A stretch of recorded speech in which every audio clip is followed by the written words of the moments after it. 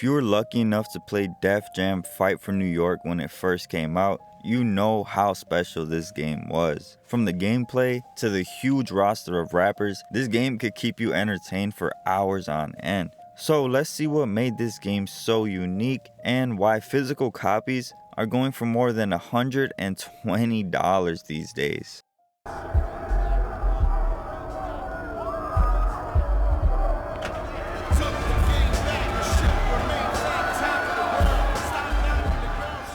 Released in 2004 for the PS2, Xbox, and Gamecube, Fight for New York stands out as one of the best from the PS2 era and one of my most played.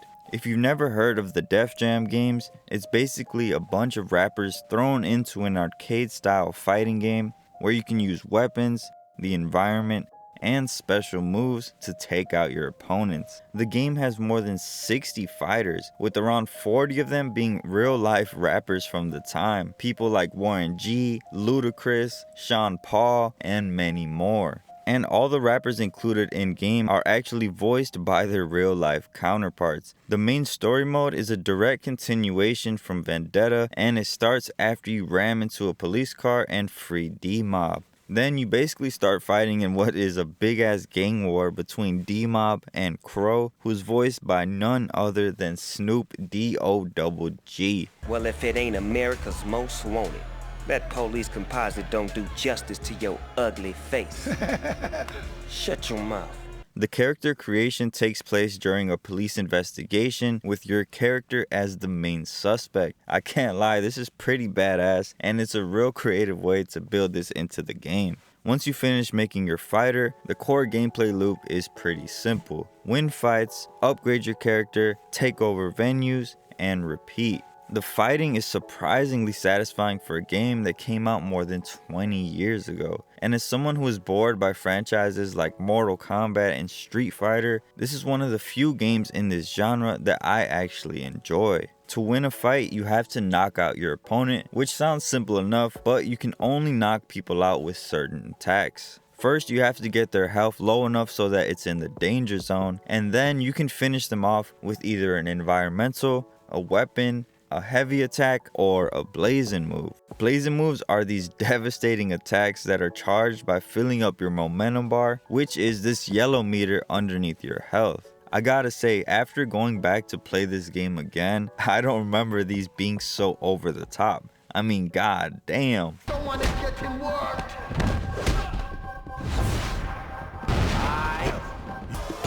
We have a big timer. That was my time's over, pimpin'. It's over, kid. Now you ready to start something. You can even increase how fast you build up momentum in fights by improving your fighter's charisma. This is mainly done by going to the shopping district and buying expensive new clothes, jewelry, and tattoos. There are also a bunch of different locations where these fights are going to be taking place, and each of them comes with their own gameplay opportunities. There's a subway where you can try and throw people on the tracks as the train comes down. There's a penthouse where you can throw someone from the window to automatically end the fight. These environmental attacks are a huge part of Fight for New York's identity, and it's always just so satisfying when you bust someone's shit. Yeah, always one step ahead.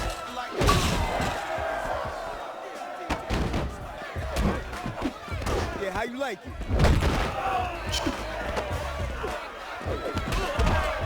Time's up. After each fight, you'll be awarded development points that you can spend upgrading your character's stats at the gym. And this for me has always been one of the areas where Fight for New York shines the brightest. It's so refreshing and engaging to be able to build your own fighter from scratch and build them up as the story goes on. There's also something to be said about this game's difficulty. The game is not easy at all. And if you don't know what you're doing, you're gonna get smacked by the same opponent over and over again. Why do I say that? Well,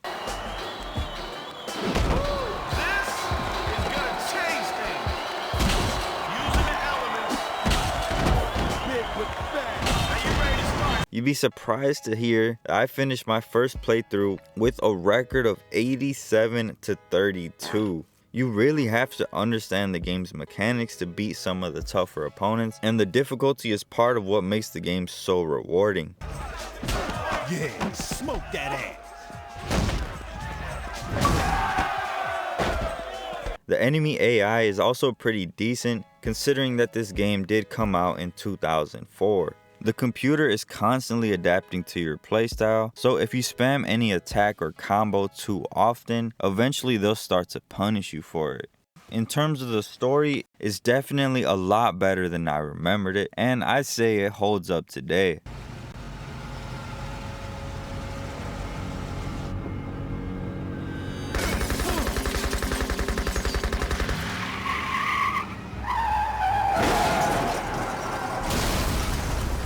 You go against Snoop Dogg's crew the whole game, but then right when it seems like you got him on the ropes, he kidnaps your girl and blackmails you into fighting against your own squad. Not only is this a badass twist, but it's also a creative way for them to extend the campaign. Now instead of going straight to Snoop, you gotta fight your whole crew.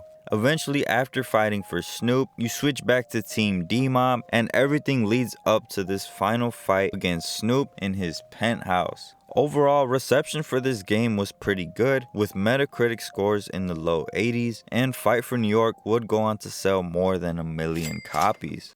Now, how did this game age? Given that it was released in 2004, I'd say it holds up pretty well. The main issue I had with this game was the controls. They can be really clunky at times, and you can't control the camera at all. This becomes problematic on fights with more than 2 people because the camera just does whatever the hell it wants. The tutorial is also pretty bare bones, and it really doesn't teach you much about other crucial mechanics like countering and escaping grapples. Eventually they do drip feed you some of the game's deeper mechanics through text messages or voicemails, but even then those messages can be a little bit vague. Besides these minor complaints, I still think the campaign and the combat are surprisingly fun. And everywhere you look, this game is just dripping with 2000s culture. At this point, it's basically a time capsule. You got sidekicks, oversized clothes. Just imagine how it felt to see hip-hop culture and these artists that you look up to and listen to represented in a AAA video game. What a time. The roster of fighters also held up pretty well, and this would go on to be the Def Jam game with the biggest lineup. And it's crazy to think EA was somehow able to get some of the hottest rappers of that time together. I mean, in a way, Fight for New York feels like the Friday of video games. And I gotta say, for what is pretty much a linear campaign, I feel like the story was interesting enough to where it still kept me engaged. So I'm making sure that I get the chance to finally beat your ass once and for all. In the ring. There's that mission early in the game where you pick a girlfriend and all of a sudden there's these 2 females fighting over you. And of course the big twist in the campaign where your girl eventually gets kidnapped and now you're forced into fighting for the other side. These moments still carry weight to them even today when they're played more than 20 years later. Fight for New York is definitely a great game, and EA would eventually try to continue the series with the release of Def Jam Icon. That game was not well received, and for good reason. With less fighters, less features, and less engaging gameplay, Def Jam Icon was doomed to fail the moment it released, and it would go on to be the last game in the series. With that being said, I definitely view Fight for New York as the peak of the series, and I'm still a huge fan of what this game was able to accomplish, especially for 2004. This is one of the very few games from the PS2 era that can actually live up to the nostalgia. Shit, even today it stands out as a great fighting game, and there's almost nothing else like it. And like I said earlier, I'm someone who avoids fighting games at all costs, but this game just had me constantly coming back for more.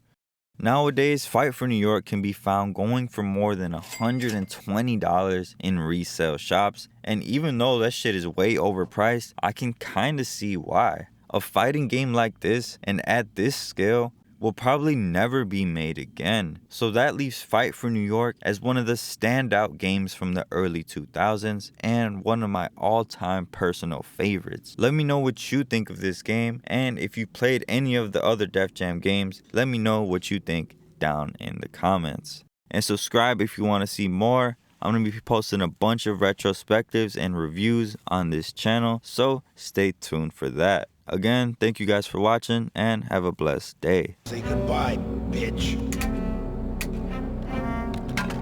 Goodbye, bitch.